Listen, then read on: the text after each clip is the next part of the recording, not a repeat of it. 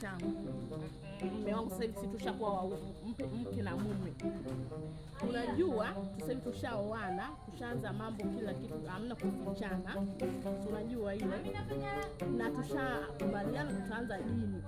Sasa kabla ya kushuka Mungu, wanaposema anaweza kashuka sehemu yoyote au tujaenda wala kanisani, inabidi tutubu dhambi zetu.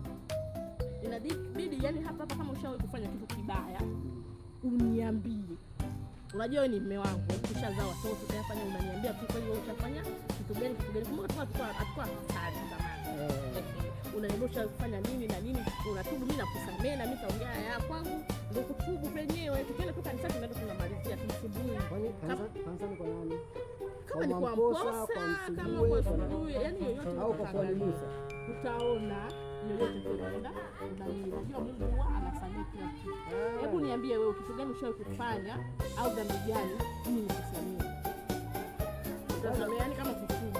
Dhambi ya kwanza si ndio tunaanza kutubu hivyo. Ndio ambayo maneno yao tutazungumza katika msingi. Tutasameheana sisi. Dhambi ya kwanza, mke wangu siku ulienda hivi kuchukua kuni, mimi niliingiza mchepuko ndani ya nyumba. Nikaingiza mchepuko ndani ya nyumba.